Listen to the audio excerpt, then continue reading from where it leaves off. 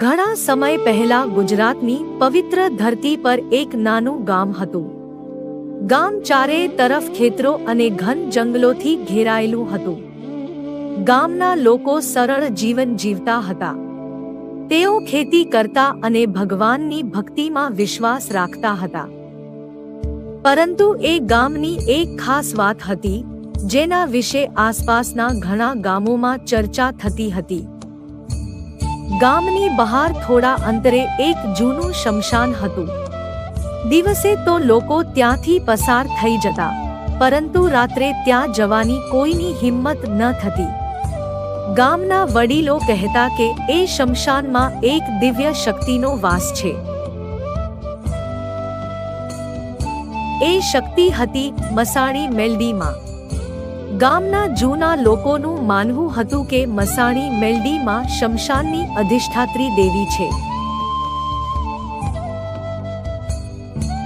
જ્યાં માણસનો અંતિમ સંસ્કાર થાય છે, ત્યાં માતાની શક્તિ જાગૃત રહે છે. લોકો કહેતા કે માં પોતાના ભક્તોની રક્ષા કરે છે, પરંતુ જે લોકો ખોટા કામ કરે છે અથવા બીજાને દુઃખ આપે છે, તેમને માં પોતે જ દંડ આપે છે.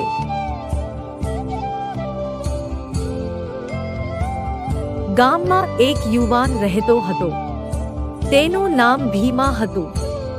ભીમા ખૂબ જ સાદા ખેડૂત પરિવારનો દીકરો હતો. તે મહેનતી અને સચ્ચો માણસ હતો. પરંતુ તેને બાળપણથી જ એક વાત સાંભળવા મળતી હતી કે ગામના શમશાનમાં મસાણી મેલડી માનો વાસ છે. ભીમાને આ વાત પર વિશ્વાસ પણ હતો અને થોડો ડર પણ લાગતો હતો. એક દિવસ ગામમાં ભયંકર તોફાન આવ્યું. જોરદાર પવન ફૂંકાઈ રહ્યો હતો. આકાશમાં વીજળી કડકી રહી હતી અને વાદળો ગરજી રહ્યા હતા. ગામના લોકો પોતાના ઘરમાં બેસીને ભગવાનનું નામ લઈ રહ્યા હતા. એ સમયે ભીમા ખેતરેથી પોતાના ઘરે પરત ફરી રહ્યો હતો. રસ્તો અંધારો હતો અને તોફાનને કારણે તેને સાચો રસ્તો દેખાતો નહોતો. ધીમે ધીમે ચાલતા ચાલતા તે રસ્તો ભૂલી ગયો. થોડા સમય પછી તેને સમજાયું કે તે ગામથી ખૂબ દૂર આવી ગયો છે. જ્યારે તેણે ધ્યાનથી જોયું ત્યારે તેને સમજાયું કે તે એ જગ્યાએ આવી ગયો છે જ્યાંથી લોકો ગામમાં ધીમે ધીમે એક વાત બધે ફેલાઈ ગઈ હતી કે શમશાનમાં મસાણી મેલડી માનો સચ્ચો વાસ છે અને ભીમાને માતાનું સાક્ષાત દર્શન થયું છે. લોકો આ વાત સાંભળીને આશ્ચર્યમાં પડી ગયા. ઘણા લોકો માનતા હતા તો કેટલાક લોકો શંકા પણ કરતા હતા. પરંતુ ભીમાના જીવનમાં થયેલો બદલાવ બધાને દેખાતો હતો.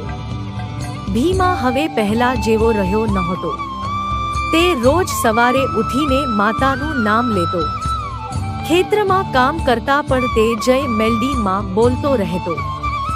ગામના ગરીબ લોકોની મદદ કરતો અને કોઈ સાથે ખોટું વર્તન કરતો નહોતો. ધીરે ધીરે ગામના લોકો પણ શમશાન પાસે જવા લાગ્યા.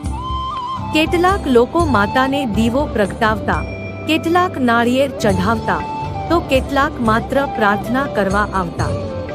અને અચંબાની વાત એ હતી કે ઘણા લોકોને ત્યાં જઈને અદ્ભુત અનુભવો થવા લાગ્યા. એક દિવસ ગામની એક સ્ત્રી પોતાના બીમાર બાળકને લઈને શમશાન પાસે આવી. બાળક ઘણા દિવસોથી બીમાર હતો અને કોઈ દવા કામ કરતી નહોતી. તે સ્ત્રી માતાના સ્થાન પાસે બેસી ગઈ અને રડતા રડતા પ્રાર્થના કરવા લાગી. હે મેલડી માં, તમે તો બધાના દુઃખ હરનાર છો. મારા બાળકને બચાવી લો એમ કહીને તે સ્ત્રીએ બાળકને માતાના સ્થાન પાસે સુવાડી દીધું. થોડો સમય પછી બાળકની આંખો ધીમે ધીમે ખુલવા લાગી. બાળક ઊભું થઈને બેસી ગયું. માતા પાસે બેસેલા લોકો આ જોઈને આશ્ચર્યમાં પડી ગયા. ધીમે ધીમે ગામમાં આ વાત આગની જેમ ફેલાઈ ગઈ કે મસાણી મેલડી માની કૃપાથી બાળક સારું થઈ ગયું. હવે તો આસપાસના ગામોમાંથી પણ લોકો આવવા લાગ્યા. પરંતુ જ્યાં ભક્તિ અને શ્રદ્ધા વધે છે, ત્યાં ક્યારેક લોભ અને અહંકાર પણ જન્મ લે છે.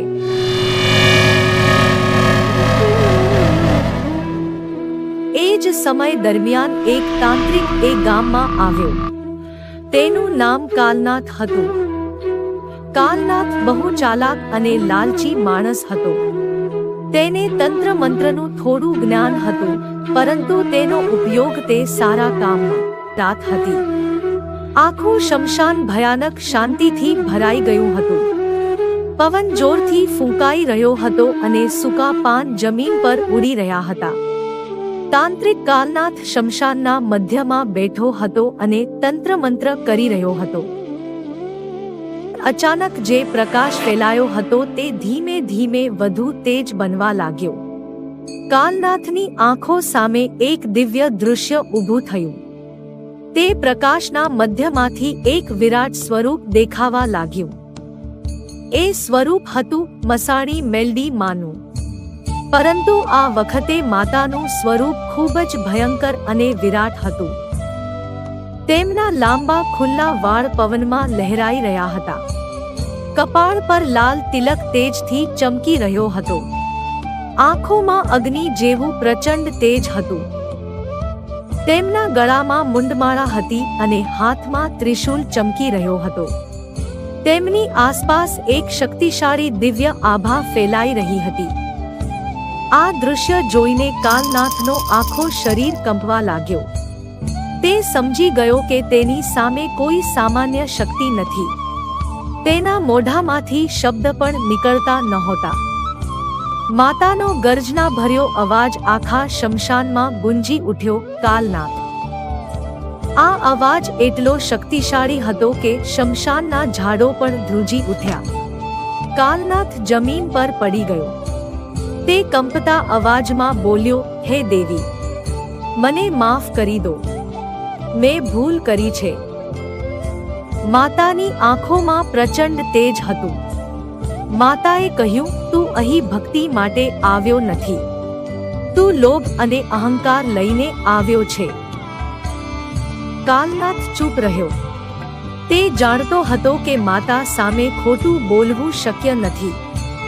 માતાએ ફરી કહ્યું, દેવીની શક્તિ કોઈ માણસ પોતાના સ્વાર્થ માટે ઉપયોગ કરી શકતો નથી. જે લોકો આવું કરવાનો પ્રયત્ન કરે છે, તેમને તેનું પરિણામ ભોગવવું પડે છે. કાલનાથ ખૂબ જ ડરી ગયો.